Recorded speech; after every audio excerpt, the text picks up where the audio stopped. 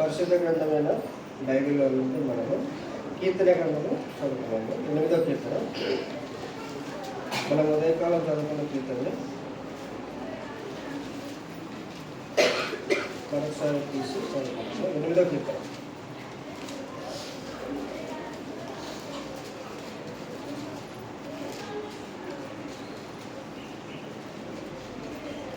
ఎనిమిదవ కీర్తన మొదట వచ్చిన అందరం కలిసి చదువుకున్నాం. పేజ్ నెంబర్ 455 పాత నిబంధన. యెహోవా మా ప్రభువా, ఆకాశంలో నీ మహిమ కనపరచువాడా, భూమి అంతటా నీ నామం ప్రభు వాక్యాన్ని దీవించి మనల్ని యోగ్యమైన రీతిలో ఆయన శరీరక్తంలో పాల్గొనడానికి ప్రభు మనకు సహాయపడుతున్నారు. ఉదయం మరి ఈ అధ్యాయం అంతా చదివినాం. ఉదయం కాలం రాని వాళ్ళు మీరు తర్వాత చదువుకొని కీర్తన గ్రంథం 8వ కీర్తన. ఇది దావీదు రాస్తున్నాడు కీర్తన. అయితే చాలామంది ఏమంటారంటే దావీదు కీర్తనలు అంటారు. మంచిగా అనటం తప్పని కాదు. అయితే దావీదు ఎక్కువ కీర్తనలు రాస్తున్నారు. ఎందుకంటే ఆరాధికులమైన మనం బైబిల్లో ఎవరు ఏం రాశారనేది తెలియాలి. మ్యాక్సిమం అంటే దావీదు కీర్తనలు అని చెప్తారు. అంటే దావీదు అన్ని కీర్తనలు రాయలేదు. దావీదు 73 కీర్తనలు రాశారు. ఒకసారి కొంతమంది ఒక్కొక్కరు ఒక విధంగా చెప్తున్నారు అన్నమాట. ఒకసారి దావీదు 100 కీర్తనలు రాశారని కొంతమంది చెప్తున్నారు. ఇంకొకరు మరి ఇంకా ఎక్కువ రాసినారని కొంతమంది చెప్తున్నారు. అయితే ఒకసారి నేను అన్ని లెక్క పెట్టాను అన్నమాట. దావీదనే రాస్తారు అన్నమాట ఫస్ట్. ఇప్పుడు ఈ కీర్తన పైన ఏం రాశాడు? స్మాల్ లెటర్స్ దావీదు కీర్తన. అట్లా దావీదు రాస్తే దావీదు రాసినారని రాస్తున్నాడు.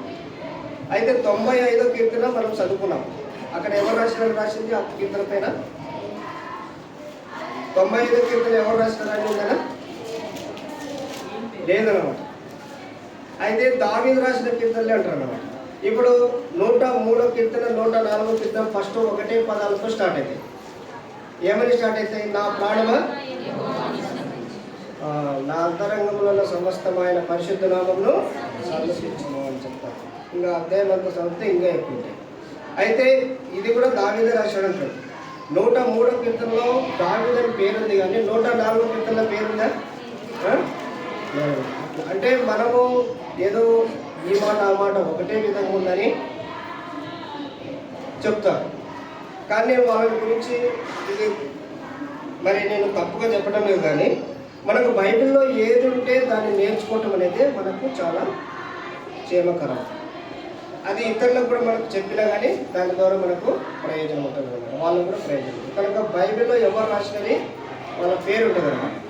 అయితే దావీదు 73 కీర్తనలు రాసినాడు, మీరు గుర్తుపెట్టుకోండి. తర్వాత మరి ఆసాపు 11 కీర్తనలు రాశాడు. ఆ తర్వాత కోరహు కుమారులు 12 రాశాడు. ఈతాము 1 రాశాడు. సొలొమోను 2 రాశాడు. మోసే 1 రాశాడు. మోసే 2 కీర్తనలు రాశాడని చెప్తారు, కానీ పేరు లేదు కాబట్టి నేను ఒకటే కీర్తన అని చెప్తున్నాను. తర్వాత సొలొమోను కూడా 2 కీర్తనలు రాశాడు. ఇవన్నీ కలిపితే మరి ఈ పేరు లేని కీర్తనలు కూడా దీంట్లో యాడ్ చేయాలి మనం. ఇప్పుడు 95వ కీర్తనలో ఎట్లా పేరు లేదో అట్లా ఉన్నాయన్నమాట కొన్ని కీర్తనలు.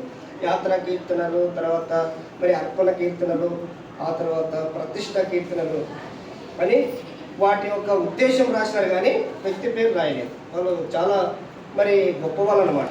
మనం ఏదైనా దేవుని కొరకు చేస్తే మన పేరు కొంచెం వల్ల తెలిసింటే బాగుండు అన్నట్టు మనం ఆలోచిస్తాం. కానీ ఈ కీర్తనకారులు ఏం చేస్తున్నారంటే వాళ్ళ పేరు లేకుండా భక్త కోటికి ఇంతవరకు మరి కొన్ని మరి 1000 కోట్ల మంది భూమిపైన జన్మించారు. ఇప్పుడు ప్రజెంట్ దాదాపు 900 కోట్లు ఉన్నారు ఈ భూమిపైన. కానీ మరి భూమి ఆదాము నుంచి ఇంతవరకు మరి 6026 సంవత్సరాల మానవ ఒక చరిత్రలో ఎన్ని కోట్ల మంది, ఎన్ని వేల కోట్ల మంది పుట్టి చనిపోయినారు ఒకసారి ఆలోచించండి. అయితే వీటన్నింటి అందరికీ కూడా మరి కీర్తనకారులు వాళ్ళ పేరు లేకుండా మరి మనుషులను, భక్తులను, తర్వాత దేవుణ్ణి సంతోషపరుస్తున్నారు. ఎందుకంటే దేవుడిచ్చిన ప్రేరేపణతో వారు రాశారు. అయితే ఇక్కడ మన అంశం ఏంటంటే మరి ఇక్కడ పేరు లేని కీర్తనలు దాదాపు 50 కీర్తనలు ఉన్నాయి. 50 కీర్తనలు ఇవన్నీ కలుపుకుంటే 150 కీర్తనలు. అయితే ఈ యొక్క 8వ కీర్తన కూడా దావీదే రాశాడు. అయితే దావీదు ఏమి రాస్తున్నాడంటే యెహోవా మా ప్రభువా అని రాస్తున్నాడు. మనం ఉదయకాలం ప్రభుని ఆరాధించడానికి యెహోవా గురించి మనము చూసినాము. అయితే యెహోవా దేవుడు సృష్టికర్త, మన యొక్క సమస్తానికి ఆధారభూతుడని చూసినాం.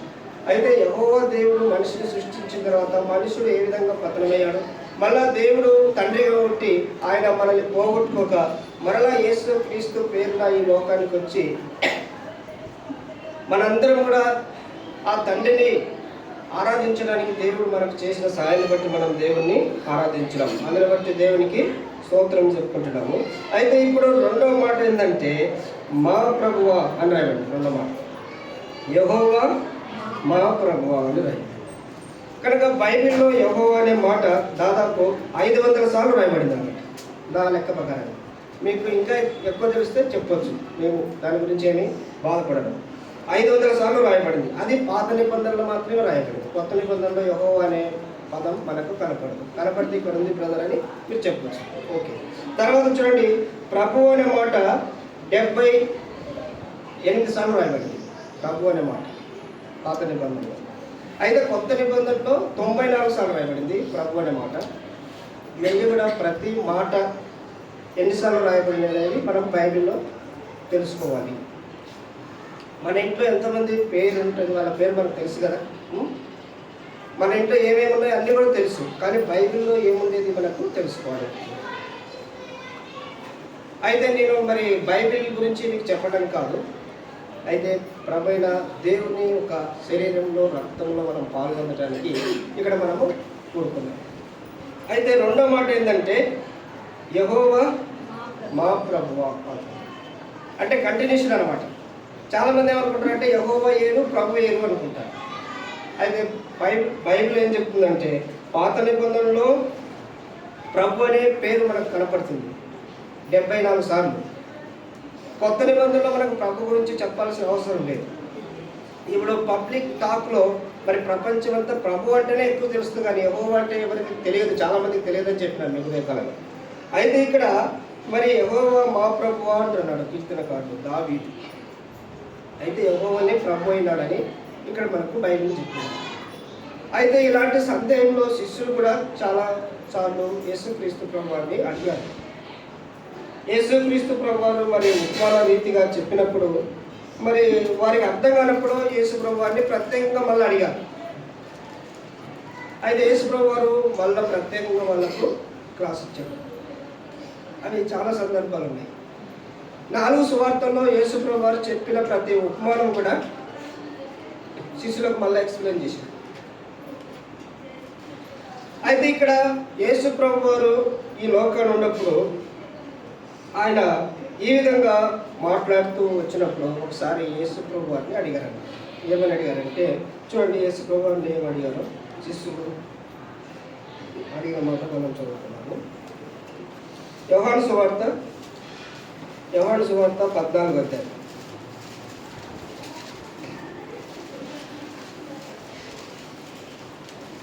యెహోవా దేవుడు యేసు ప్రభువారు ఒక్కరే అని మరి బైబిల్ ప్రకారంగా నేను చెప్తున్నాను. అయితే అలాంటి సందేహం శిష్యులకు కూడా వచ్చిందని ఇక్కడ మనం దేవుని వాక్యం చదువుకుంటున్నాం. చూడండి 14వ అధ్యాయం 8వ వచనం చదవండి. యోహాను సువార్త 14. అప్పుడు ఫిలిప్పు ప్రభువా తండ్రిని మాకు కనపరచుము, ప్రభువా తండ్రిని మాకు కనపరచుము, మాకంతే చాలునని ఆయనతో చెప్పగా యేసు ఫిలిప్పు నేను ఇంతకాలం మీ వద్ద ఉండినను నీవు నన్ను ఎరగవా, నన్ను చూచిన వాడు తండ్రిని చూచినాడు గనుక తండ్రిని మాకు కనపరచుమని ఎలా చెప్పుచున్నావు. చూడండి, తండ్రి నేను ఒకటే అన్నట్టు ఇంకా చాలా వచనాలు ఉన్నాయి. అయితే అవన్నీ చూపించండి. ఎందుకంటే ఇక్కడ చూడండి, తండ్రి నేను ఒకటే ఉన్నాను, నన్ను చూసిన వాడు తండ్రిని చూచినవాడు. ఎందుకంటే ఫిలిప్పు ఆ విధంగా అడిగాడనమాట యేసు ప్రభువారిని. ప్రతి విషయంలో ఏ డౌట్ వచ్చినా మరి యేసు ప్రభువారిని అడిగే అలవాటు వాళ్ళకుంది. మరి యేసు ప్రభు కూడా చెప్పే అలవాటు యేసు ప్రభు చెప్పే అలవాటు ఉంది. ఆయన చాలామంది చెప్తారు కానీ దాన్ని గురించి ఎక్స్ప్లెయిన్ చేయరు. అయితే యేసు ప్రభు ఆ విధంగా కాదు. మీరు శిష్యులా ఉండండి, నేను ఎవరిని, ప్రభుని, గురువుని, నన్ను అడుగుతారా, నేను చెప్పినప్పుడే నన్నమ్మా మీరు, తర్వాత అడగడానికి వీలు లేదంట. లోక సంబంధంగా మీరు ఎవరైనా చూడండి, ఎంప్లాయీస్ పరంగా కానీ, తర్వాత మరి దేవుని చర్చ్ మందిరంలో కూడా పెద్ద పెద్ద అనుభవం గల సేవకులని చిన్న సేవకులు అడిగితే తొందరగా చెప్పరు వాళ్ళు, ఏంది నీకు చెప్పేదన్న. మరి మందిరంలో కూడా ఎవరైనా యవనస్తులు మరి ఏదైనా తెలియక పెద్దవాళ్ళని, అనుభవం గల వాళ్ళని అడిగినారు అనుకో, సిస్టర్స్ని కానీ మదర్స్ని కానీ, వాళ్ళు తొందరగా రిప్లై ఇవ్వరు. నువ్వు ఇంకా నేర్చుకునేది చాలా ఉంది అమ్మా, అప్పుడే ఎట్లా చెప్తాను ఇకంట. అయితే ప్రభు ఏం చెప్తున్నాడు అంటే, వెంటనే ఆయన ఎక్స్ప్లెయిన్ చేస్తున్నాడు. ప్రభు, మరి మేము ఇంతకాలం దాదాపు 3 సంవత్సరాలు అయింది మీ దగ్గర ఉండబట్టి, నువ్వు అన్ని విషయాలు చెప్తున్నావు మంచిదే, కానీ మాకు తండ్రిని కనపరచుము, తండ్రి గురించి చెప్పు అని చెప్తున్నాడు. అయితే యేసు ప్రభు ఏమంటున్నాడు, ఇంతకాలం ఉన్నావు కదా, నువ్వు ఏం నేర్చుకున్నావు, నువ్వు ఏం చూస్తున్నావు, నన్ను చూసిన వాడు తండ్రి నేను ఏకమై ఉన్నాము అని చెప్తున్నాడు. అయితే యేసుక్రీస్తు ప్రభు వారికి ఈ లోకంలో ఎన్నో ఆయన కార్యాలు చేశాడు. అయితే యేసు ప్రభు వారు మరి చాలా ముఖ్యమైన కార్యం, చాలా విలువైన కార్యం, ప్రథమైన కార్యము ఏమిటంటే, యేసుక్రీస్తు ప్రభు వారి మరణం తర్వాత రెండో కార్యం ఏంటంటే, ఆయన ఒక తనలా కావాలని దేవుడు మనందరి విషయంలో ఆయన ఆలోచించాడు. అంటే ఆయనలాగా మనం మాట్లాడాలి, ఆయనలాగా మనం ఉండాలి, ఆయనలాగా జీవించాలి, అదే ఒక దేవుని కోరిక. ఆ మాటలు చెప్పాడు యేసు ప్రభు. చెప్పినప్పుడు ఆ మాటలు అందరికీ కూడా ఇష్టపడలేదు. ఎట్లా చెప్పాడంటే, ఆయన మరి ఏమాత్రం కూడా వేరే భాషలు కానీ అర్థం కాని విధానంలో ఆయన చెప్పలేదు. అప్పుడు యేసు ప్రభు వారు చెప్పిన మాటలు అందరికీ కూడా ఇష్టంగా లేవు. దాన్ని బట్టి వాళ్ళ స్పందన ఏ విధంగా ఉంది అనేది మనం ఒకసారి ఆలోచిస్తే చూడండి. యేసుక్రీస్తు ప్రభు వారు చెప్పిన మాటలకు అందరూ కూడా ఇక్కడ అభ్యంతరం అన్నట్టు మనం చూస్తాం. చూడండి, యోహాను సువార్త 6వ అధ్యాయము, యోహాను సువార్త 6వ అధ్యాయము. యేసు ప్రభు వారు శిలువలో మరణం పెట్టినది అది చాలా ప్రాముఖ్యమైన కార్యం. ఆ కార్యానికి మించిన కార్యం లేదు. ఈ సృష్టిలో ఆయన చేసిన అన్ని పనుల కన్నా గొప్ప పని, విలువైన పని, ఎవరు చేయలేని పని ఏంటంటే, కలవరి శిలువలో ఆయన ప్రాణం పెట్టడమే గొప్ప పని. సృష్టిని మాటతో చేశాడు, కానీ పాపికి రక్షణ తన రక్తంతో ఇచ్చాడు, తన ప్రాణాన్ని పెట్టాడు అన్నమాట. ఎవరు కూడా చేయలేరు, చేసినా కానీ ప్రయోజనం ఉండదు. అయితే దేవుడు సృష్టికర్త కనుక, ఆయన పునరుద్ధరణుడు కనుక ఆయన చేసినాడు, దాన్ని రుజువు చేశాడు. మనందరికీ కూడా ఆయన సంతోష సమాధానాన్ని ఇచ్చినాడు. కనుకనే మనం దేవుని సన్నిధిలో ఆయన ఆరాధిస్తున్నాం, ఇచ్చిస్తున్నాం, బోధించి గణపరిచి ఆయన సన్నిధిలో మనం నిలిచిన్నాం. అయితే రెండోటి ఏమిటంటే, మరి మీరు ఆరాధిస్తున్నారు మంచిదే, దేవుని స్తుతిస్తున్నారు, గణపరుస్తున్నారు, కానీ నాలాగా మీరు ఉండాలి. ఆదాము చనిపోయినాడు, మీ పితరులు చనిపోయినారు, అందరూ చనిపోయినారు, కానీ నేను చనిపోలేదు కనుక నాలాగా మీరు ఉండాలి. ఒకవేళ చనిపోయినా తిరిగి లేస్తామనే నిరీక్షణ మీకు ఉండాలి. యేసు ప్రభు వారు చెప్పాడు, నేను చనిపోతాను, ప్రధాన యాజకులు మరి ధర్మశాస్త్ర ఉపదేశకులు అందరూ కూడా నన్ను పట్టుకుంటారు, నాకు శిక్ష విధిస్తారు, సిలువేస్తారు, చనిపోతాను, మళ్ళీ 3వ దినాన తిరిగి లేస్తానని చెప్పారు. ఇప్పుడు ఎవరైనా సరే మనకు ఏమైనా ప్రమాదం చేయాలని అనుకున్నారనుకోండి, అయితే అలాంటి ఆప్షన్ మనకున్నదనుకో, మనం ఏం చేస్తాం, సరే చంపుకోండి. అందుకే ఇప్పుడు అలాంటి ఆప్షన్ లేకనే ప్రజలందరూ భూలోకంలో మరి అన్ని దేశాల వాళ్ళు సావంటే భయపడతారు అన్నమాట. ఏ దానికి భయపడరు, యుద్ధానికి కూడా భయపడరు. మా దగ్గర కూడా ఉన్నాయి ఆయుధాలు, మా దగ్గర సైన్యం ఉంది, మేము కూడా యుద్ధం చేయడానికి సిద్ధమే అని ముందుకు వస్తారు. కానీ మిమ్మల్ని చంపుతాము, ఒక్కొక్కరిని వరుసగా చంపుకుంటూ వస్తామంటే వద్దన్నాడు, వద్దు స్వామి అంట. ఎందుకంటే దేవుడు అలాంటి భయం నుండి, అలాంటి మరి వేదన నుండి తప్పించడానికి యేసు ప్రభువారు ఈ మాట చెప్పాడు. చూడండి ఏం చెప్పినాడు ప్రభు అయిన దేవుడు చెప్పిన మాట. 47వ వచనం చదవండి. 47, 48. విశ్వసించువాడే నిత్య జీవం గలవాడు, జీవాహారం నేనే. మీ పితరులు అరణ్యములో మన్నాను తినను చనిపోయిరి, దీనిని తినువాడు చావకుండునట్లు పరలోకము నుంచి దిగి వచ్చిన ఆహారం ఇదే. పరలోకము నుండి దిగి వచ్చిన జీవాహారం నేనే. ఎవడైనా ఈ ఆహారం భుజించితే వాడు ఎల్లప్పుడూ జీవించును, మరియు నేనిచ్చు ఆహారము లోకమునకు జీవము కొరకైన నా శరీరమే అని మీతో నిశ్చయముగా చెప్పుచున్నాను. యేసు ప్రభువారు ఏం చెప్పాడు? మీరు సరిపోకుండా నిత్యం జీవించాలంటే మీ పితరులు మరి ఆకాశం నుండి కురిసిన మన్నాను తిన్నారు, కానీ వాళ్ళు చనిపోయారు. అయితే నేనిచ్చే ఆహారం తినేవాడు చనిపోకుండా ఉండాలని నేను మీకు ఈ ఆహారం ఇస్తున్నాను. ఏంటి ఆహారం అంటే నేనే అని చెప్పాడు. యేసు ప్రభువారు ఏం చెప్పాడు? పరలోకం నుంచి దిగి వచ్చిన జీవాహారం నేనే, జీవాహారాన్ని నేనే అని చెప్పాడు. అయితే అంతకుముందుకే యేసు ప్రభువారు ఏం చేశాడంటే 5 రొట్టెలు 2 చేపలు 5,000 మందికి పంచిపెట్టాడు. ఇదే అధ్యాయం. అప్పుడు అందరూ కూడా చాలా మంచిగా తిన్నారు, ఎందుకంటే ఆకలి అయింది అందరికీ. యేసుక్రీస్తు ప్రభువారు అదే 6వ అధ్యాయంలోనే మరి 3 రోజులు ఆయన బోధ చేశాడు. 3 రోజుల తర్వాత మరి ప్రార్థన చేసినప్పుడు అందరూ వెళ్ళిపోతుంటే మరి యేసు ప్రభువారు మీరు భోజనం పెట్టమని చెప్పారు. మా దగ్గర ఏం లేదని చెప్పారు. అయితే మరి ఇక్కడ దగ్గర ఎవరి దగ్గర ఏం లేదంటే ఇక్కడ చిన్న పిల్లవాడు వాళ్ళ దగ్గర ఉన్నాయి 5 రొట్టెలు 2 చేపలు, ఇవి ఎంతమందికి అయితే ప్రభు అంటే సరే తీసుకురండి అని చెప్పాడు. తీసుకొచ్చాడు, యేసు ప్రభువారి దగ్గరికి ఇచ్చాడు. యేసు ప్రభు దాన్ని ఏం చేశాడు? ఆశీర్వదించి అందరికీ ఇచ్చేసాడు. పంచుకున్నాడు. పాంక్తులుగా కూర్చోబెట్టి అందరూ కూడా భోజనం తృప్తిగా తిన్న తర్వాత మళ్ళా 12 గంపలు మిగిలినాయి. అయితే చూడండి, ఇక్కడ యేసుక్రీస్తు ప్రభువారు 5 రొట్టెలు 2 చేపలు 5,000 మంది పురుషులనే రాయబడింది. కానీ మరి మనము ఈ కులంగా మనం ఆలోచిస్తే 5,000 మంది పురుషులే. మరి పురుషులే అన్నప్పుడు స్త్రీలు కూడా ఉంటారు కదా, ఇక్కడ స్త్రీలు కూడా ఉన్నారు కదా. పురుషులు ఎక్కువ ఉన్నారా, స్త్రీలు ఎక్కువ ఉన్నారా? స్త్రీలు ఎక్కువ ఉన్నారు. అంటే పురుషులు 5,000 మంది ఉన్నప్పుడు స్త్రీలు 10,000 మంది ఉన్నారు, డబల్ ఉంటారు అన్నమాట. తర్వాత మరి పిల్లలు ఒక 5,000 మంది. సండే స్కూల్ ఉంటుంది కదా, సండే స్కూల్ పిల్లలు 5,000 మంది. తర్వాత అంత మాత్రం ఆగిపోతున్నారు. మరి యేసుక్రీస్తు ప్రభువారిని వెంబడించే మీడియా కూడా ఉంది అన్నమాట. మీడియా అంటే శాస్త్రులు, పరిసయ్యులు, ధర్మశాస్త్ర ఉపదేశకులు. యేసు ప్రభువారు ఏం చెప్తారా? ధర్మశాస్త్రానికి విరోధంగా, విశ్రాంతి దినానికి విరోధంగా, తర్వాత ప్రభు అయిన యెహోవా దేవునికి విరోధంగా ఏమైనా చెప్తాడా అని మరి వాళ్ళు అదే పనిగా యేసు ప్రభువారిని వెంబడిస్తున్నారు అన్నమాట.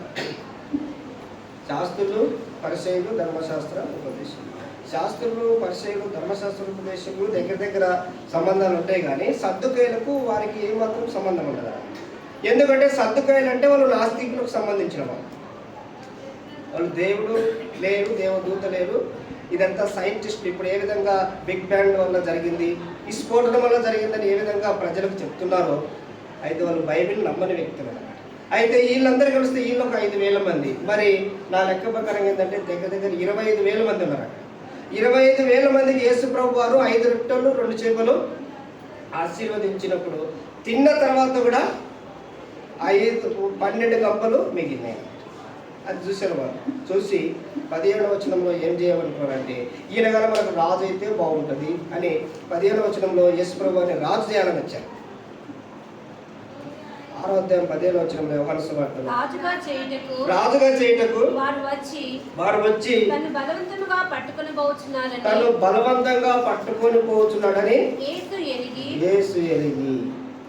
చూసారండి ఏం చేశాడు? యేసు ఎరిగి మరలా కొండకి వెళ్ళాడు, ఒంటరిగా వెళ్ళినాడు.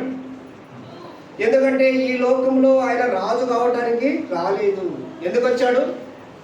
యేసు ప్రభువారు ఈ లోకానికి మనల్ని రాజుగా చేయటానికి. ఎందుకంటే మనం దాసులుగా ఉన్నాము, ఈ లోకంలో నిరీక్షణ లేని వాళ్ళంగా ఉన్నాము, ఈ లోకంలో మరణానికి దగ్గర ఉన్నాము, ఈ లోకంలో మనం మరణం అంటే భయపడుతున్నాము. అయ్యో ఇంతేనా నేను బ్రతికేది, ఎంత బతికినా 100 సంవత్సరాలైనా అన్నట్టు కొంతమంది ఫీల్ అవుతారు అన్నమాట. అయితే ఇలాంటి బ్రతుకు నుంచి నిత్యమును జీవించేటట్టు, నేను జీవించినట్టు నేను ఉన్న రోజులు మీరు ఉండలాగున అన్నట్టు యేసుప్రభు వారు చెప్తే, యేసుప్రభు వారి మాటలు వాళ్ళు అపార్థం చేసుకున్నారు. ఎందుకు అపార్థం చేసుకున్నారంటే, యేసుప్రభు వారు 5 రొట్టెలు 2 చేపలు ఆశీర్వదించిన తర్వాత మరి 5,000 మంది తిన్నారు. తిన్న తర్వాత ఇప్పుడు యేసుప్రభు వారు నా శరీరం తినమంటున్నాడు. ఇదేం లెక్క? సరే బాబు, తిన్నది అరిగిపోయింది, ఇంకొకసారి రొట్టెలు చేపలు తింటారా అంటే వాళ్ళందరూ ఖుషి అయ్యేవాళ్ళు. కానీ ఆ విధంగా చెప్పలే. మీరు రొట్టెలు తిన్నారు, అది తింటే మళ్ళీ ఏమైతుంది, మళ్ళీ ఆకలి అవుతుంది. మరి ఇది మీ ముందర మీ మరి మధ్యలో ఉన్న పిల్లోడు వాళ్ళ తల్లిదండ్రులు చేసిన రొట్టెలే, కానీ నేను ఆశీర్వదించడం వల్ల ఆ విధంగా అయిపోయింది. కానీ మీ పితరులు ఆకాశం నుంచి దేవదూతలు తినే ఆహారాన్ని తిన్నారు, కానీ వాళ్ళు చనిపోయారు. అయితే ఈ ఆహారం తిన్నా ఆహారం తిన్నా చనిపోతారు, కానీ నేను ఇచ్చే ఆహారం తింటే మీరు ఎన్నడూ కూడా చనిపోరు, నిత్యము జీవిస్తారు అని యేసుప్రభు చెప్పినప్పుడు సరే ఏం చెప్తారో అనుకున్నారు. కానీ యేసుప్రభు ఏం చెప్పాడంటే, నా శరీరం తినాలి, నేనే నిజమైన ఆహారము, నిజమైన పానం అని చెప్పాడు. అయితే మరి దీనికి వాళ్ళు యూదులు ఇజ్రాయేల్ వచ్చిన వాళ్ళు స్పందించకుండా ఏమన్నారు చూడండి, 52వ వచనం చదవండి. 52వ వచనం, యూదులు ఈయన తన శరీరంను ఎలాగ తిననీయగలడని ఒకరితో ఒకరు వాదించారు. చూడండి, రొట్టెలు కూడా వాదించారు. ఆకలి బాబు త్వరగా మా లైన్కి రా అంటారు. అయితే ఇక్కడ మరి యేసుప్రభు వారు నిజమైన ఆహారం చెప్పినప్పుడు, జీవించే ఆహారం చెప్పినప్పుడు, ఎల్లప్పుడూ ఉండే ఆహారం చెప్పినప్పుడు వాళ్ళందరూ ఇదేందండి రొట్టెలు అంటే బాగుంది అని తన శరీరం తినమంటున్నాడు, ఇది ఎట్లా తినాలి, మనమేనా నరమాంస భక్షకులమా, మనమేనా ముగ్గాలమా, సింహాలమా, ఎలుగుబంట్లమా, ఎలకలమా అన్నట్టు వాళ్ళు ఒకరొకరు వాదించుకుంటున్నారు. అయితే యేసుప్రభు వారు మరి చెప్పిన మాటలకు వాళ్ళందరూ కూడా ఇష్టపడలేదు. అయితే వాళ్ళు ఏమనుకుంటున్నారంటే, వాళ్ళు ఏమని అనుకుంటున్నారని నేను గెస్ట్ చేస్తున్నానంటే, మరి యేసుప్రభు వారు 5 రొట్టెలు తీసుకున్నాడు, మరి ఆశీర్వదించాడు, మరి ఇంతమందికి సరిపోయినాయి కదా, మరి ఆయన ఏదైనా తన శరీర భాగం ఏదైనా కట్ చేసి ఆశీర్వదిస్తాడేమో. ఒక ఏళ్ళు కట్ చేస్తే అన్ని ఏళ్ళు అయిపోతాయి. ఆయన ఒక పక్క కొద్దిగా మాంసం కట్ చేసి ఇస్తే దాన్ని ఆశీర్వదిస్తే అంత మాంసం అయిపోతుంది, మనం ఇప్పుడు మాంసం తినాలి కదా అన్నట్టు భయపడ్డారు అనమాట. యేసుప్రభు వారు చెప్పింది అంతే కదా. ఇప్పుడు అక్కడ ఉన్న జనాలకు అందరికి కూడా ఆయన తిన్నా కానీ సరిపోతాడా? కొంచెం కొంచెం తిన్నా కానీ సరిపోడు, కానీ ఆయన ఆశీర్వదిస్తే సరిపోతాడు. అందుకే యేసు ప్రభు వారి యొక్క మాటలు వాళ్ళు ఏ విధంగా అర్థం చేసుకున్నారంటే, మరి రొట్టెల్లాగా ఈయన మాంసాన్ని కూడా ఎక్కువ చేస్తాడేమో, తన యొక్క భాగాన్ని ఏదైనా శరీరంలో కట్ చేసి మరి చేయి కట్ చేస్తాడో, మరి ఏం కట్ చేస్తాడో, ఏం కట్ చేస్తాడో వాళ్ళు ఆశీర్వదిస్తే మేము ఆయన మాంసం తినాలి కదా అని అందరూ కూడా వెళ్ళిపోయారు యేసు ప్రభు మాటలకు అపార్థం చేసుకున్నారు. చూడండి, యేసు ప్రభువుని చెప్పిన మాటలకు వాళ్ళు ఏ విధంగా అయిపోయినారని మనం పరిశుద్ధ గ్రంథం బైబిల్ చదివితే చూడండి, 66వ వచనం చదవండి. 66వ వచనం, అప్పటి నుండి ఆయన శిష్యుల్లో అనేకులు వెనక తీసి మరి ఎన్నడూను ఆయన వెంబడింపలేదు. చూసారు, అప్పటి నుండి ఆయన శిష్యులు అంటే నేర్చుకునే వాళ్ళు, యేసుప్రభు వారు మొదట మరి ఆయన విశ్వాసం ఉంచిన వారికి పెట్టిన పేరు ఏదంటే శిష్యులు. ఆయన మరి ఆజ్ఞాపించినది కూడా మీరు శిష్యులుగా చేయమని చెప్పాడు. మత్తయి సువార్త 28వ అధ్యాయం 19వ వచనం చదవండి. 28వ అధ్యాయం 19వ వచనంలో యేసుప్రభు వారు ఇంకా ఆయన ఈ లోకానికి వచ్చి, కాబట్టి మీరు వెళ్ళి సమస్త జనులను శిష్యులుగా చేయండి, తండ్రి యొక్కయో కుమారుని యొక్కయో పరిశుద్ధాత్మ యొక్కయో నామములోనికి వారికి బాప్తిసం ఇచ్చేసి. చూడండి, మీరు వెళ్ళి సమస్త జనులను శిష్యులుగా చేయండి. అయితే తర్వాత మరి ఎక్కడ ప్రభుని నమ్ముకున్న వాళ్ళని మొదట శిష్యులుగా అన్నారు. అయితే మొదటి ఆదిమ సంఘంలో. అయితే క్రమేణా వచ్చే వరకు ఏమైనారంటే క్రైస్తవులు అయిపోయినారు. క్రైస్తవులు ఎందుకైనారంటే మరి ప్రజలు పెట్టారు. క్రైస్తవులు అనే మాట బైబిల్లో 3 సార్లు రాయబడింది కొత్త నిబంధనలో. క్రైస్తవులు అంటే వారి ఒక జీవించే విధానము, వారి ప్రేమ, వారి అనురాగం ఒకరికొకరు, మరి వారు ఉండే పరిస్థితులన్నిటి చూసి వీళ్ళు క్రైస్తవులు అని చెప్పారు. క్రైస్తవులు అంటే క్రీస్తుని అనుసరించేవాళ్ళు. క్రీస్తుని నమ్మిన వాళ్ళు, యేసు ప్రభునందు విశ్వాసం ఉంచిన వాళ్ళు. అయితే యేసు ప్రభునందు విశ్వాసం ఉంచిన వాళ్ళు శిష్యులు అందరూ కూడా ఏమైపోయినారంటే ఇక్కడ వెళ్ళిపోయినారు. కుదరదు. మేము మాంసం ఎట్లా తింటాం, రొట్టెలు ఎట్లా తింటాం, కానీ చేపలు అయితే తింటాం, కానీ మాంసం మేము తినడానికి నరమాంస పక్షులమా, ఏమైనా జంతువులమా, మృగాలమా అన్నట్టు అందరూ వెళ్ళిపోయారు.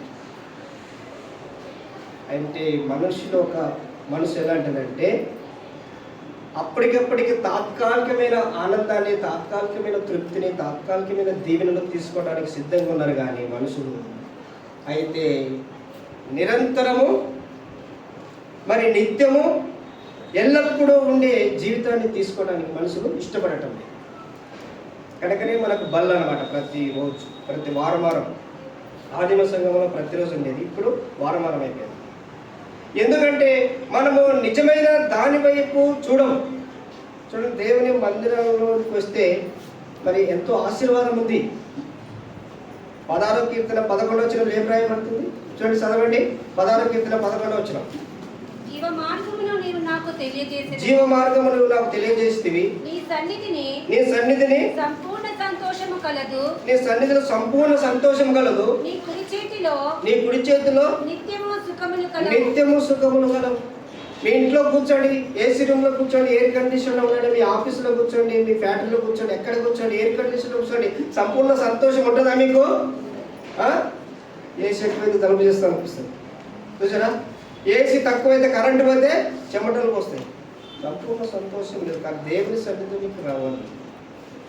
అందుకే మరి భక్తులు ఏమంటారంటే భక్తిలో గుడారంలో 1000 దినములు గడుపుట కన్నా నీ మందిర ఆవరణంలో 1000 దినముల కన్నా శ్రేష్టం అన్నమాట. చూడండి, ఒక్క దినం 1000 దినముల కన్నా శ్రేష్టం భక్తిలో గుడారంలో. కనుక దావీదు భక్తులు దేవుని మందిరముల గురించి ఏంటంటే నీ సన్నిధిలో సంపూర్ణ సంతోషము కలదు, నీ కుడి చేతిలో నిత్యము సుఖములు కలవు. కుడి చేయి అంటే బైబిల్ చాలా స్థలంలో దక్షిణాస్తం అని రాయబడింది. దక్షిణాస్తం అంటే రైట్ హ్యాండ్. అంటే దేవుని యొక్క చేతిలో సంపూర్ణ సంతోషం దేవుని సన్నిధిలోనే ఉంది. మరి ఎవరైనా వస్తారా? మీ పనులన్నీ మానుకోండి, మీ జాబులు మానుకోండి, రండి సేవకు రండి, కనీసం మీకు మొదట పుట్టిన కుమారుని ఇవ్వండి, మీకు ఫస్ట్ పుట్టిన కుమార్తెని ఇవ్వండి, నేను చెప్పే మాట కాదు దేవుడు చెప్పే మాట, దేవుని వాక్యం చెప్తుందని తింటారు ఎవరైనా? చాలా తక్కువ మంది వింటారు. చాలా తక్కువ మంది ఎబ్రోన్కి వస్తారు. ఎందుకంటే నేను ఎబ్రోన్లోనే ఉంటాను. దేవుడు నన్ను 96లో సేవకు తీసుకొచ్చాడు. అయితే దేవుడు ఆ స్థలాల్లో వాడుకున్నాడు. మరి కొరియన్ అంకులు, తిమ్మతి అంకులు, పెద్దలైన అన్న వాళ్ళందరూ కూడా కలిసి 13 స్థలాలకు పంపారు కాంప్రమైజ్ కొరకు. అంటే సంఘంలో గొడవలు, కొట్లాటలు అన్నమాట. సేవకులకు విశ్వాసులకు మధ్యలో దేవుడు వాడుకొని కాంప్రమైజ్ చేసి ఒక్క కేసు లేకుండా ఓన్లీ వాక్యం ద్వారా, ప్రార్థన ద్వారానే 2 సంవత్సరాలు 3 సంవత్సరాలు మాట్లాడుకునే బ్రదర్స్ కూడా మరి ప్రేయర్ అయిపోయిన తర్వాత ఒకరొకరు హక్కులు వేసుకొని మాట్లాడుకొని థ్యాంక్స్ చెప్పారు. నాకు బ్రదర్ దేవుడికి చెప్పమని చెప్పాను. అంటే దేవుడు ఈ విధంగా వాడుకున్నాడు అనమాట. ఎందుకు వాడుకున్నాడంటే మనం దేవుని మందిరంలో ఉన్నప్పుడు దేవుడు మనల్ని వాడుకుంటాడు, దేవుడు మనల్ని సంతోషపరుస్తాడు, దేవుడు మనల్ని ఆశీర్వదిస్తాడు. సంపూర్ణ సంతోషం. కనుక దేవుని యొక్క సన్నిధిలో మనం పని చేస్తున్నా, ప్రయాణంలో ఉన్నా, జాబ్ చేస్తున్నా, వ్యవసాయం చేస్తున్నా, నువ్వు ఏ పని చేస్తున్నా నీ హృదయంలో దేవుని మందిరం ఉండాలి. చాలామంది దేవుని మందిరములు అంటే మొత్తం మొదలుపెట్టి ఇక్కడ కూర్చోవాలనుకుంటారు. అది కాదు, నీ హృదయంలో దేవుని మందిరం ఉండాలి. పౌలు అపోస్తలుడు ఏమని చెప్తున్నారు చూడండి, కొరింథీయులకు రాసిన పత్రిక 6వ అధ్యాయము 16వ వచనం నుంచి కొన్ని వచనాలు చదవండి. కొరింథీయులకు రాసిన పత్రిక 6వ అధ్యాయము ఎన్నో సెకండ్ దేవుని ఆలయమునకు విగ్రహములతో ఏమి పొందిక? మనము చూసారండి, మనము జీవము గల దేవుని ఆలయమై ఉన్నాం. ఎవరు మనము చెప్పండి? దేవుని ఆలయం. మనమే ఒక ఆలయం. ఎప్పుడు మనం ఆలయం అవుతామంటే ఆయన శరీర రక్తములో మనం యోగ్యంగా పాలు పొందినప్పుడే మనం ఆలయంగా ఉంటాం. లేకపోతే మనం ఎట్లుంటాం? మనుషులుగానే ఉంటాం, ఆదాములాగానే ఉంటాం. పాపముల చేతను, అపరాధముల చేతను చచ్చిన వాళ్ళంగానే మనం ఉంటాం. ఆయన శరీర రక్తంలో ఆరాధించిన మనం యోగ్యమైన రీతిలో మరి వెళ్ళిపోయిన శిష్యుల్లాగా ఉండకుండా నిలబడిన శిష్యుల్లాగా మనం ఉండాలి. నిలబడిన శిష్యులు ఏమంటున్నారు చూడండి, 12 మందితో కూడా అంటున్నాడు. వాళ్ళందరూ వెళ్ళిపోయారు. అయితే ప్రభు ఏమంటున్నాడు, అందరూ వెళ్ళిపోయారు కదా బాబు, మరి ఎవరైనా పిలుస్తారా, మీ బంధువులు ఎవరైనా ఉంటే ఒకసారి కాల్ చేసి రమ్మని చెప్పండి, ఈసారి మంచిగా చెప్తారు అని చెప్పలేదు యేసు ప్రభు. అయితే వాళ్ళ కాడికి వచ్చి ఏమంటున్నాడు యేసు ప్రభు? చదవండి ఆ మాటలు, 67 చదవండి. కాబట్టి యేసు మీరు కూడా వెళ్ళిపోవాలని ఉన్నారా? 12 మందిని అడగా. చూసారండి ఏమంటాడు ఇక్కడ? మీరు కూడా వెళ్ళిపోవాలని ఉన్నారా? ఎంతమంది మిగిలారు? 12 మంది మిగిలారు. డబ్బులు కూడా 12 మంది ఉన్నాయి, 12 మంది మిగిలారు. అయితే మీరు కూడా వెళ్ళిపోవాలనుకుంటున్నారా అని చెప్తున్నారు. మనమైతే ఏమంటాం? అందరూ పోయారు, ఉండలను కాపాడుకోవాలి అని చెప్తాం. కనుక పొట్టు ఎప్పుడైనా వెళ్ళిపోతుంది. గాలి వచ్చిందనుకో పొట్టు వెళ్ళిపోతుంటుంది. ఇక్కడ సంఘంలో వస్తారు పోతారు, ఏదైనా అట్ట వస్తున్నారు పోతున్నారు అంటే వాళ్ళు పొట్టు. గింజలు అయితే ఇక్కడే ఉంటాయి. ఎలాంటి మాటలు చెప్పినాడు ప్రభు అంటే, ప్రభు మాటలు అర్థం చేసుకునే మనసు వాళ్ళకు ఉంటుంది అనమాట. ప్రభు హృదయాన్ని అర్థం చేసుకునే మనసు వాళ్ళకు ఉంటుంది. ప్రభు ప్రేమను గుర్తించే మనసు వాళ్ళకు ఉంటుంది. ప్రభు నాకు ఏం చెప్తున్నాడు, దేని కొరకు చెప్తున్నాడు అనేది వాళ్ళు ప్రభుని అర్థం చేసుకుంటారు. ప్రభు ప్రేమను అర్థం చేసుకుంటారు. ఆయన గుణ లక్షణాలను వాళ్ళు మరి ప్రచురించేవారుగా ఉంటారు. అయితే వీళ్ళు తిన్నారు, వెళ్ళిపోయారు. అయితే శిష్యులు ఏం చేశారు? అక్కడే ఉన్నారు, అందరూ వెళ్ళిపోయినారు. అందరూ పిలుస్తున్నారు. పేతురు పిలుస్తున్నారు, యోహాను పిలుస్తున్నారు, మత్తయిని కూడా పిలుస్తున్నారు. రావయ్యా, నువ్వు మంచిగా కూర్చొని రాసుకుంటావు, ట్యాక్స్ కలెక్ట్ చేసుకొని ఎంత ఆయన మాకు మీద తింటాం, వచ్చాయి అన్నట్టు వీళ్ళు చూసుకుంటూ వెళ్ళిపోతున్నారు అందరు. మరి పేతురుని కూడా ఆ విధంగా పిలుస్తున్నాడు. పేతురు రండి, నేను కొనిస్తా వల. యోహాను, యాకోబు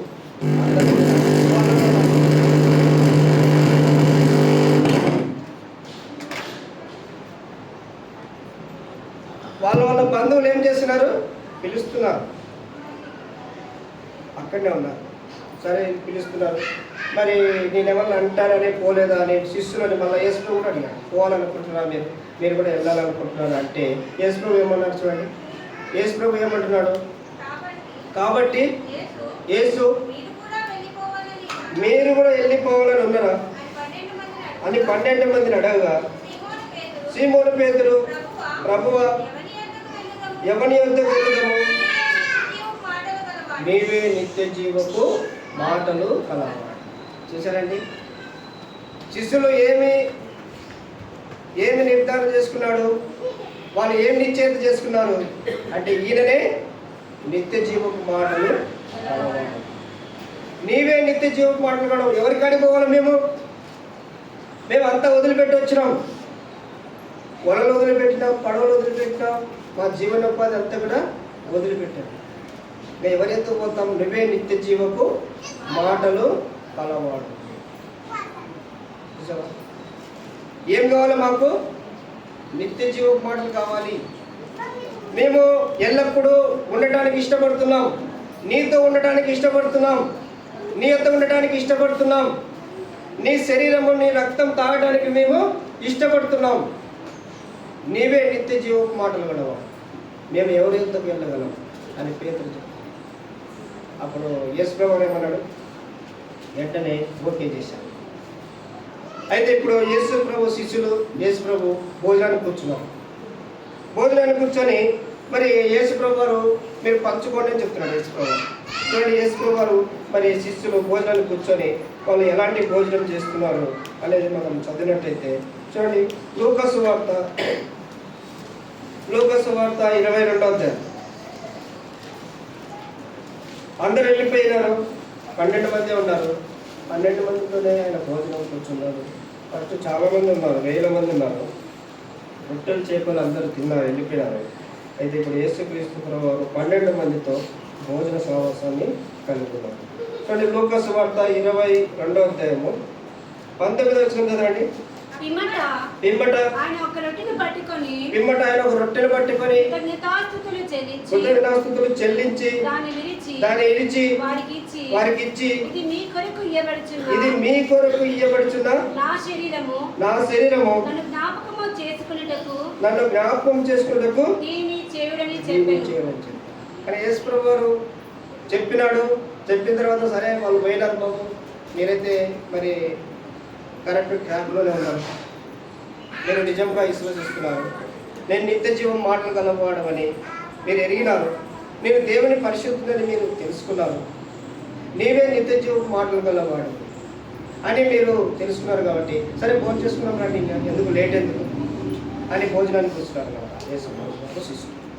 కూర్చున్నప్పుడు అప్పుడు యేసుప్రభు వారు వాళ్ళు మరి అనుకుంటున్నారేమో లోపల, ఏం కూస్తాడు ఏం కూసినా పర్వాలేదు తింటాం అనుకున్నాను. కానీ యేసుప్రభు వారు ఒక రొట్టె పట్టుకున్నాడు. రొట్టె పట్టుకొని ఏం చేశాడు? చెల్లించి ఇరిచి ఇది మీరు నన్ను జ్ఞాపకం చేసుకుంటకు దీన్ని ప్రభుని జ్ఞాపకం చేసుకోవటం అంటే చాలా మంది ఆ స్థలాల్లో మరి చర్చి కనపడినప్పుడు ఇట్లా మొక్కుని వెళ్ళిపోతున్నారు. కొంతమంది సిలువలు కూడా వేసుకుంటారు. ప్రభుని జ్ఞాపకం చేసుకోవటం అంటే ఆయన మనసుని మనము జ్ఞాపకం చేసుకోవాలి, ఆయన ప్రేమను జ్ఞాపకం చేసుకోవాలి, ఆయన సమర్పణను జ్ఞాపకం చేసుకోవాలి, ఆయన గొప్పతనాన్ని జ్ఞాపకం చేసుకోవాలి. ఆయన ఎలాంటి మహిమ గలవాడు, నేను ఎలాంటి మహిమ లేని పరిస్థితి. అయితే ఆ మహిమ గల దేవుడు మహిమ లేని ఈ లోకానికి వచ్చి నన్ను మహిమ గల వ్యక్తిగా చేసినాడు. ఏం చేసినాడు? చీకట్లో నుండి ఆశ్చర్యకరమైన వెలుగులోనికి పిలిచినాడు. చీకట్లో నుంచి ఆశ్చర్యకరమైన వెలుగు అంటే ఆ వెలుగును చూస్తేనే ఎవరైనా ఆశ్చర్యపోవాల్సిందే. తెలంగాణ భాషలో అంటే పర్షాన్ అయిపోతాడు. పరిశాన్ అంటే అదొక చూస్తేనే ఆశ్చర్యపోయే సంగతి. అయితే అలాంటి పరిస్థితిలోకి, అలాంటి వెలుగులోనికి దేవుడు మనల్ని తీసుకొచ్చాడు. ఆ వెలుగే మరి శిష్యులకున్న మనసు అన్నమాట. అంటే ప్రభు మనసును అర్థం చేసుకోవటమే, ఆయన ప్రేమను అర్థం చేసుకోవటమే, ఆయన గొప్పతనాన్ని, ఆయనతో ఉంటాము అని నిరీక్షణ కలిగి ఉండటమే, ఆయన చెప్పిన మాటలన్నీ కూడా నమ్మటమే. ఆ విధంగా నమ్మిన వ్యక్తులు చాలామంది ఉన్నారు. బైబిల్లో ఉన్నారు, మరి బైబిల్లో లేకుండా మిషనరీస్ ఇంకా వేరే గొప్ప గొప్ప భక్తులు ఉన్నారు. కానీ మనము చూసిన మరి గొప్ప వ్యక్తి భక్సింగ్ అంకుల్ గారు. భక్సింగ్ అంకుల్ గారిని చూశారు అందరూ? ఎంతమంది చూశారు? వెనక అక్కడే ఎత్తింది, ఇక్కడ అన్నీ ఎత్తింది. చాలామంది చూడలేదు భక్సింగ్. నేను కూడా చూశాను, కానీ లాస్ట్ డేస్లో చూశాను. నేను 96లో సేవకు వచ్చినాను, అంటే కొన్ని ఇంకా చనిపోయే ముందు చూసినాను నేను కూడా. ఆయన వీల్ చైర్ మీద తీసుకొచ్చాము. అయితే ఆయన మరి దేవుని వాక్యం గురించి ఒక ఆయన వచ్చి ఆయన అడిగాడట భక్సింగ్ అంకుల్ గారిని, ఏమంటే మరి మీరు యోనా గ్రంథంలో యోనాని చేప మింగిందని చెప్తున్నారు, మీరు ఎట్లా నమ్ముతారు? చేప మింగటం ఏంది, బ్రతకటం ఏంది, ఏంటిది కథ అని అంటే, మరి బైబిల్ ఆ విధంగా రాయబడింది కాబట్టి నమ్ముతున్నానండి అని చెప్పాడు. మరి తర్వాత మరి ఇదెట్లా నమ్ముతాం అంటే, ఇది ఉల్టా రాసినా నేను నమ్ముతాను చెప్పినాట. చూడండి, ఇప్పుడు చేప మనిషిని మింగింది అని రాయబడింది బైబిల్లో, కానీ మనిషే చేపనే మింగినోడు మనిషి అంటే కూడా నేను నమ్ముతాను. అంటే దేవుని మాటలపై ఆ విధంగా నమ్మకం ఉండాలి మనం. అలాంటి నమ్మకంతో నిలిచిన వాళ్ళే శిష్యులు. అలాంటి నమ్మకంతోనే దేవుని వెంబడించిన వాళ్ళు శిష్యులు. కనుక మీరు నన్ను జ్ఞాపకం చేసుకోండి అని చెప్తున్నారు. కనుక దేవుని జ్ఞాపకం చేసుకుంటామంటే ఆయన ప్రేమ గురించి మనం ఇతరులకు చెప్పాలి. సువార్త మనం ప్రభు శరీర రక్తంలో పాల్గొందిన మనం కనీసం ఒక్కరికన్నా చెప్పాలి. చెప్తున్నారా? ప్రతిరోజు దేవుని శరీర రక్తంలో పాల్గొందినప్పుడు ప్రభుల గురించి మనం చెప్పాలి, ఆయన ప్రేమల గురించి చెప్పాలి, ఆయన రాజ్యం గురించి చెప్పాలి, ఆయన మరణం గురించి చెప్పాలి. ప్రభుని జ్ఞాపకం చేసుకోవాలి. కనుక ప్రభు ప్రేమను మనం ఇతరులకు చెప్పాలి. ప్రభు ప్రేమను పొందిన మనం కూడా ప్రభు ప్రేమను ఇతరులకు పంచాలి. ప్రభు ప్రేమను మనల్ని మనము ఆయనకు సమర్పించుకోవాలి. శిష్యులు ఏ విధంగా సమర్పించుకోవాలి, ఆ విధంగా మనం కూడా సమర్పించుకున్నప్పుడే, ఆయన మాటలు నమ్మినప్పుడే, ఆయన మాటలపైన విశ్వాసం ఉంచినప్పుడే మనకు ఇలాగా దేవుడు మరి మనకు కూడా ఆయనతో భోజన సమాసం దొరుకుతుంది. ప్రభుతో భోజనం చూడండి, ఇప్పుడు మరి రాష్ట్రంలో అది వస్తుంది కదా క్రిస్మస్ వచ్చినప్పుడు మరి ఇక్కడ ప్రభుత్వం వాళ్ళు విందు చేస్తారు. ఏమైందని క్రిస్మస్ సందర్భంగా అందరికీ కూడా మరి విందు ఇస్తారు అన్నమాట ప్రభుత్వం. అప్పుడు ఎన్ని రకాల భోజనాలు ఉంటాయి తెలుసా మీకు? అంటే నేను పోలేదులే, పోయిన వాళ్ళు చెప్పినారు అన్నమాట. చాలా రకాలు ఉన్నాయన్నా, నువ్వు వచ్చింటే బాగుండు అన్న. మా దగ్గర అవి టికెట్స్ కూడా ఉంటే టికెట్స్ నేను వచ్చింటే ఇచ్చేవాళ్ళము అని అన్న. అంటే నాకేం తెలియదులే, వాళ్ళు అయిపోయిన తర్వాత చెప్తున్నారు అనమాట. మరి ఫస్ట్ చెప్పితే నేను కూడా పోయేవాడిని, ఎందుకంటే చూడాలి కదా హిందూ అనేది. అయితే చూడండి, ఇక్కడ యేసు క్రీస్తు ప్రభు వారితో వాళ్ళు కూర్చొని ఆ విధంగా భోజనం చేస్తున్నప్పుడు మరి దేవుడు ఇచ్చిన అవకాశం ఏంటంటే, నేను నన్ను జ్ఞాపకం చేసుకొని చెప్పారు. మరి దేవుడు ఆ రొట్టెనిచ్చి వాళ్ళు పంచుకోమన్నప్పుడు వారు ఏ విధంగా స్పందించారు అంటే, మరి ప్రభు మాటల్లో ఇలాంటి అర్థాలు ఉన్నాయని వాళ్ళు దేవుని ఎంతగానో స్తుతించారు, ఆరాధించారు, గణపరిచారు. ఎందుకంటే మరి ప్రభు చెప్పినప్పుడు అది రొట్టె ఏమైపోయింది, మరి దేవుని శరీరం అయిపోయినాడు. అది ఏం చెప్తా ప్రభు ఏం చెప్తా అది అవుతుంది అనమాట. ఇప్పుడు నీటిని ఏం చేశాడైనా ద్రాక్షరసం, అంతే ద్రాక్షరసం అయిపోయింది.